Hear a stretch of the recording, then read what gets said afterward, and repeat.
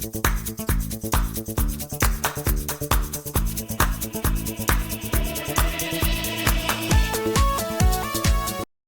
Friends, நான் உங்க SKA பேசுறேன். இந்திய பாராளுமன்றத்தில் இஸ்ரேலுக்கு ஆதரவாக முழக்கமிட்ட இந்தியாவின் வெளியுறவு அமைச்சர் த மாஸ்டர் வாத்தி ஜெய்சங்கர். நேற்று இந்தியாவின் ராஜ்யசபா செஷன் நம்ம எத்தனை பேர் பார்த்திருப்போம்.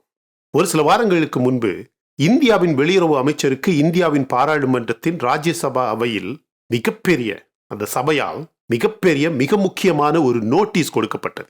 அதில் கடைசியாக நடந்த ஐநா சபை தீர்மானத்தில் இஸ்ரேலுக்கு எதிராக, பாலஸ்தீனுக்கு ஆதரவாக, முக்கியமாக காசா போரில் இஸ்ரேலுக்கு எதிராக எடுக்கப்பட்ட தீர்மானத்தில் இந்தியா ஏன் பாலஸ்தீனுக்கு ஆதரவாக வாக்களிக்கவில்லை, மாறாக எதற்கு இஸ்ரேலுக்கு ஆதரவாக வாக்களித்தது, இதற்கான விளக்கத்தை இந்திய பாராளுமன்றத்தில் இந்திய வெளியுறவு அமைச்சர் ஜெய்சங்கர் 3 வாரங்களில் கொடுக்க வேண்டியது இருந்தது. ஆனால் நம்ம வாத்தி ஜெய்சங்கர் அவர்கள் 3 வாரமெல்லாம் வெயிட் பண்ணல. வெறும் 4 நாட்களில் நான் தயார், மொத்த பாராளுமன்றமுமே மிரண்டு போகக்கூடிய விதத்தில் வெயிட்டான ஒரு வாதத்தை முன்வைத்தார். அவர் என்ன சொன்னார் அப்படின்னு பார்க்கறதுக்கு முன்னாடி, அந்த தீர்மானமே ஐநா சபையில் முயற்சி செய்யப்பட்ட அந்த தீர்மானமே இஸ்ரேலுக்கு எதிராக, இஸ்ரேலை தண்டிக்க வேண்டிய விதத்தில் ஐநா சபை திட்டம் போட்டு எடுக்க இருந்த மிகப்பெரிய ஒரு தீர்மானம்.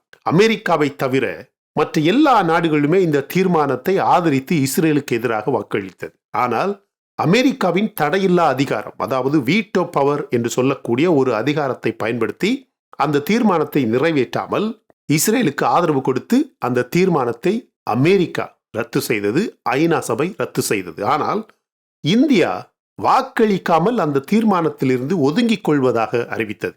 எனவே இந்திய பாராளுமன்றத்தில் எழுப்பப்பட்ட கேள்வி, அந்த தீர்மானமே லட்சக்கணக்கில் கொல்லப்படும் காசா மக்களுக்கு ஆதரவாக, பாலஸ்தீன மக்களுக்கு ஆதரவாக இஸ்ரேல் செய்வது மிகப்பெரிய ஒரு இனப்படுகொலை. எனவே இஸ்ரேல் தண்டிக்கப்பட வேண்டும் என்று முயற்சி செய்த தீர்மானத்தில் இந்தியா வாக்களிக்கவில்லை என்றால் அது இஸ்ரேலுக்கு ஆதரவான நகர்வுதானே. அந்த நிலைப்பாடு ஏன் என்ற கேள்விதான் இந்திய பாராளுமன்றத்தில் இந்திய வெளியுறவு அமைச்சருக்கு எதிராக கேட்கப்பட்டது. ஆல்மோஸ்ட் அவரை அசிங்கப்படுத்தும் அளவுக்கு மூத்த தலைவர்கள் எல்லாருமே வாத்தியார் ஜெய்சங்கர் அவர்களை கேள்வி கேட்டார்கள். ஆனால் அவர் கொடுத்த பதிலுக்கு அப்புறம் யாருக்குமே வாய் ஆடவில்லை. அப்படி அவர் என்ன பதில் கொடுத்தாருன்னு நீங்களே பாருங்க. அவர் சொன்னது, இந்தியாவின் ஸ்டாண்ட் வெரி கிளியர், இந்தியாவின் நிலைப்பாட்டில் எந்த மாற்றமும் கிடையாது. தீவிரவாதம் செய்வது யாராக இருந்தாலும் இந்தியா அதை எதிர்க்கும், அவர்களை எதிர்க்கும். தீவிரவாதம் செய்யக்கூடிய பாகிஸ்தானை மட்டுமல்ல, மாறாக உலகில் தீவிரவாதம் செய்யக்கூடிய எந்த நாடாக இருந்தாலும் இந்தியா அவர்களை எதிர்க்கும். அவர்களுக்கு எதிரான நிலைப்பாட்டில் இந்தியா எப்போது வேண்டுமானாலும் எப்படியாக இருந்தாலும் செல்லும், இருக்கும். அது மட்டுமல்ல, அவர் அதுக்கு மேல இன்னொரு பதில சொல்றாரு பாருங்க.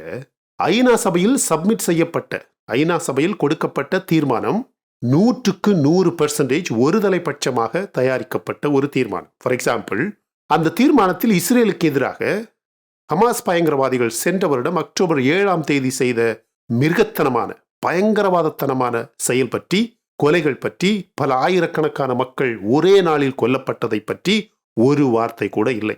அது மட்டுமல்ல, ஹமாஸ் மிருகத்தனமான கொடுமை செய்து தொடர்ந்து படுகொலை செய்து கொண்டே இருக்கும் ஹாஸ்டேஜ் பற்றி ஒரு வார்த்தை அந்த தீர்மானத்தில் இல்லவே இல்லை. இந்த இரண்டுமே இந்தியாவுக்கு மிக முக்கியமான 2 கவலைகளாக இருந்தது. இந்த போர் தொடங்கிய நாளில் இருந்தே இந்தியாவுக்கு ஹமாஸ் மீதான மிக முக்கியமான 2 கோபங்கள் இதுதான். அவர்கள் பயங்கரவாதிகள் என்பதையும் தாண்டி அவர்கள் செய்த இந்த 2 தவறுகளும் மிகப்பெரிய கொடூரமான பயங்கரவாத மற்றும் மிருகத்தனமான கொடுமையாக இந்தியாவால் இது பார்க்கப்பட்ட விஷயங்கள். ஆனால் ஐநா சபை எப்படியாவது இஸ்ரேலை அநியாயமாக தண்டிக்க வேண்டும் என்ற ஆசையில் இந்த 2 பயங்கரவாத செயல்களை மூடி மறைக்க முயற்சி செய்தது. அந்த தீர்மானத்தில் மறைக்க முயற்சி செய்தது. அதற்கு மற்ற உலக நாடுகள் ஒத்துப்போனது போலவே இந்தியாவும் ஒத்துப்போகாது. எனவே தீவிரவாதம் செய்வது யாராக இருந்தாலும் இந்தியாவை பொறுத்த மட்டில் கண்டிப்பாக எதிர்த்து குரல் கொடுக்கும். அதோடையும் விடலங்க. இன்னும் சொல்றாரு, உலக அளவில் மனிதாபிமான உதவிக்காக இந்தியா ஐநா சபைக்கு பல கோடி ரூபாய் உதவி செய்கிறது. இந்தியா மருந்து, உணவு என பல கோடி மக்களுக்கு ஐநா சபை வழியாக உலக அளவில் உதவி செய்கிறது. ஆனால் அதற்காக அவர்களின் தீவிரவாத மற்றும் தீவிரவாதிகளுக்கு உதவி செய்யும் நிலைப்பாட்டுக்கு இந்தியா எப்போதுமே ஒத்துழைக்காது என்று சரியான ஒரு பேச்சு. எல்லாருமே பாராளுமன்றத்தில் எல்லாருமே ஆடி போயிட்டாங்க. இதுக்கு மேல என்ன வேணும் சொல்லுங்க? அது மட்டுமல்ல, கடந்த 3 நாட்களில் இந்தியாவுக்கும் இஸ்ரேலுக்கும் இடையில் நடந்த புது புது அக்ரிமெண்ட்ஸ், ட்ரேட் டீல்ஸ், ஆயுத டீல்ஸ், பாதுகாப்பு ஒப்பந்தங்கள். இஸ்ரேலும் இந்தியாவில் முதலீடு செய்ய உள்ளது. இந்தியாவும் வரலாற்றில் இதுவரை இல்லாத அளவுக்கு அதிகமாக இஸ்ரேலில் முதலீடு செய்ய உள்ளது.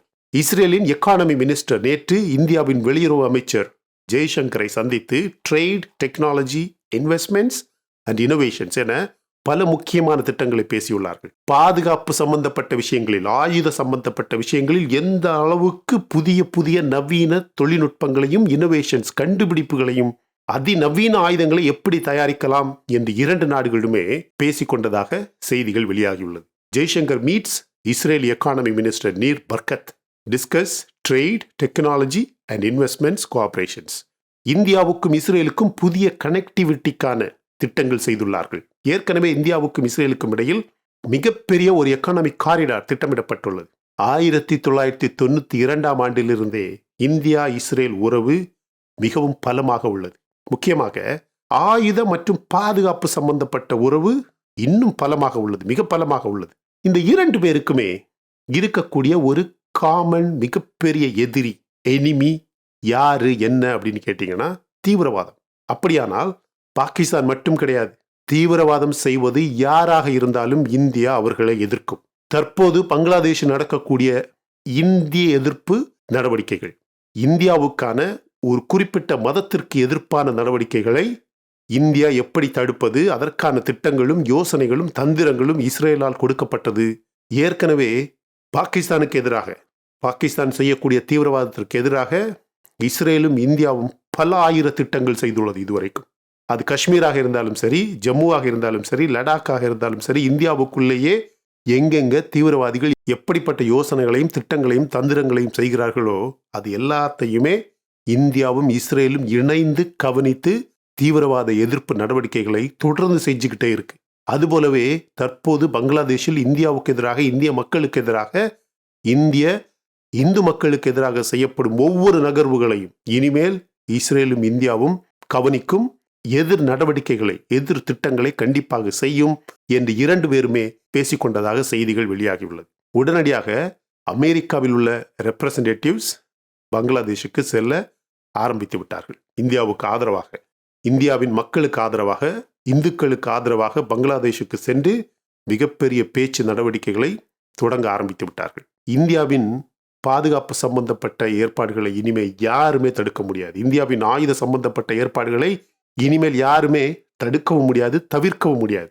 ரொம்பவும் ஒரு டிரான்ஸ்ஃபர்மேட்டிவ் வளர்ச்சி அப்படின்னு சொல்லலாம் my dear friends. Transformative leap in India's கடற்படை, நேவியில் இன்னும் எண்ணி 6 அல்லது 7 மாதங்களுக்குள் 26 ரஃபாலே மெரைன் விமானங்கள், 3 ஸ்கார்பின் நீர்மூழ்கி கப்பல்கள் இந்தியாவில் கமிஷன் பண்ண போறாங்க. Indian business should take balanced approach in dealing with China. Jaishankar இன்னைக்கு இந்தியாவில் உள்ள எல்லா தொழில்நுட்ப நிறுவனங்களுக்கும், எல்லா முதலீட்டாளர்களுக்கும், எல்லா பிசினஸ் நிறுவனங்களுக்கும் சொல்லியிருக்கக்கூடிய ஒரு பேச்சு, இனிமேல் சைனாவை பொறுத்த அளவில் இந்தியாவின் முதலீட்டாளர்கள், இந்தியாவின் பிசினஸ்மேன், இந்தியாவின் எல்லா நிறுவனங்களுமே ரொம்பவும் கவனமான ஒரு சமநிலையான ஒரு பேலன்ஸ்ட் டீலிங், ஒரு அப்ரோச் எடுக்கணும் அப்படின்னு சொல்லியிருக்கிறார். Building India's game changing naval bases, கப்பற்படைக்கான 2 முக்கியமான பேசஸ் வந்து ஐஎன்எஸ் வர்ஷா அண்ட் ஐஎன்எஸ் கடம்பா. இந்த 2மே மிக முக்கியமான 2 கடற்படை தளங்களாக புதியதாக உருவாக்க திட்டங்கள் செய்யப்பட்டுள்ளது. 3 ஹவுசஸ் அண்ட் லேண்ட்ஸ், டெரரிஸ்டோட 3 வீடுகளும் நிலங்களும் இன்னைக்கு இந்திய அரசால காஷ்மீர்ல அட்டாச் பண்ணப்பட்டிருக்கு. அதாவது அவர்களிடமிருந்து பறிமுதல் செய்யப்பட்டிருக்கு.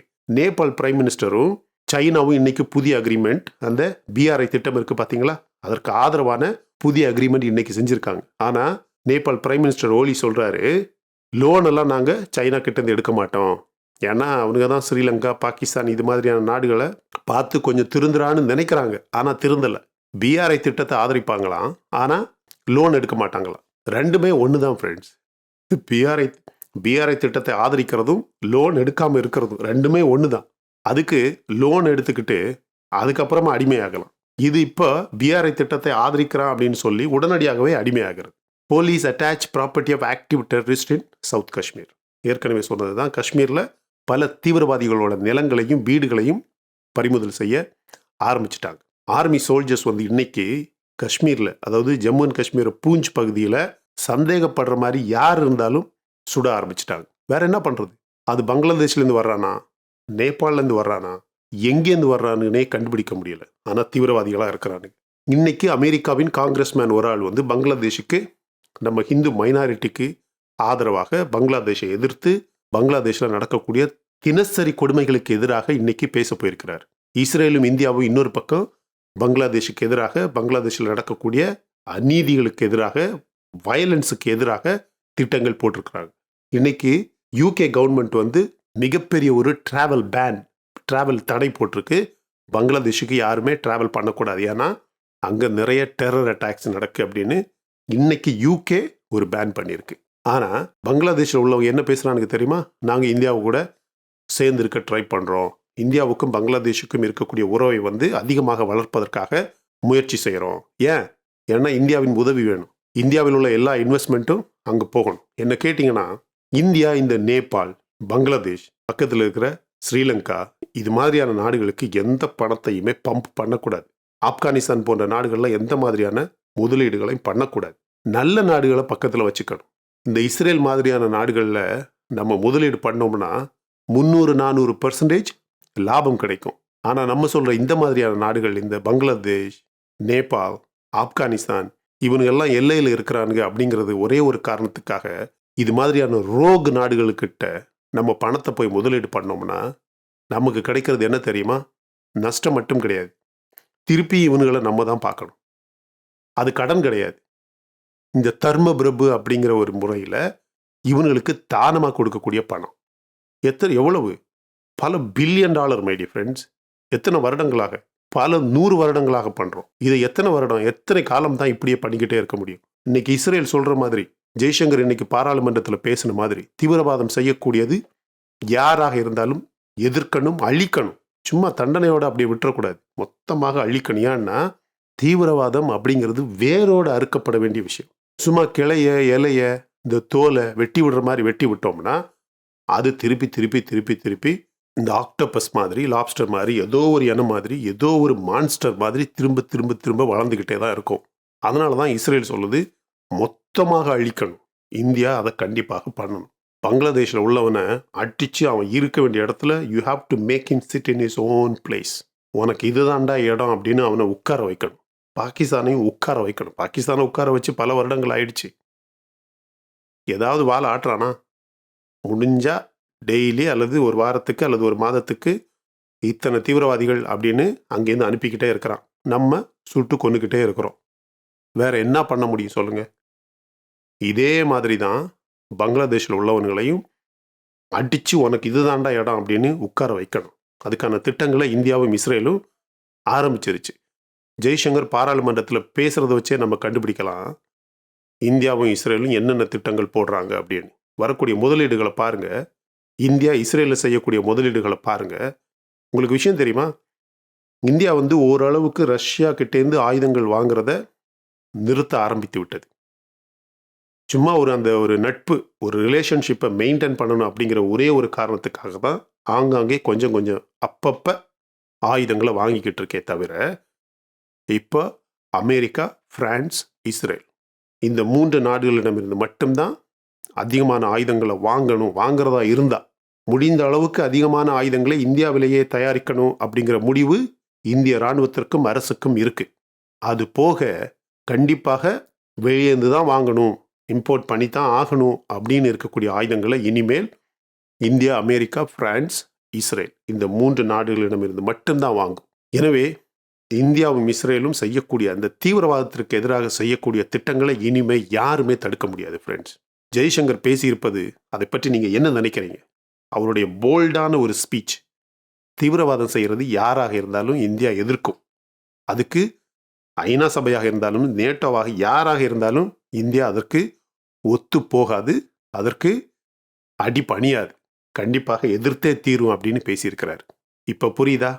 நிறைய பேர் சொல்கிறாங்களே, இந்தியா வந்து இஸ்ரேலுக்கு கண்டிப்பாக எதிர்ப்பாக தான் இருக்கும். ஏன்னா இஸ்ரேல் செய்கிறது அப்படி இப்படி இப்போ ப்ரூவ் ஆயிடுச்சா? இந்தியாவுடைய ஆதரவு யாருக்கு அப்படின்னு ப்ரூவ் ஆயிடுச்சா? இந்தியா இஸ்ரேல் ரகசியம், இந்தியா இஸ்ரேல் ரிலேஷன்ஷிப் இப்போ புரியுதா? நான் இப்போ சொல்கிறேன், எப்படி இந்தியாவும் இஸ்ரேலும் சேர்ந்து இந்த பாகிஸ்தானை அடித்து முட்டி போட வச்சு கீழே வச்சதோ, அதே மாதிரி அடுத்தது பங்களாதேஷை செய்யும் பாருங்க. இதை பற்றி நீங்கள் என்ன நினைக்கிறீங்க அப்படிங்கிறத கமெண்ட் செக்ஷனில் பதிவு பண்ணுங்கள். இந்த வீடியோ உங்களுக்கு பிடிச்சிருந்தா லைக் பண்ணுங்கள். இன்னும் நம்ம சேனலில் நீங்கள் சப்ஸ்கிரைப் பண்ணலைன்னா மற்ற வீடியோஸ் பாருங்கள், உங்களுக்கு கண்டிப்பாக பிடிக்கும். பிடிச்சிருந்தா சப்ஸ்கிரைப் பண்ணால் போதும் மை டியர் ஃப்ரெண்ட்ஸ்.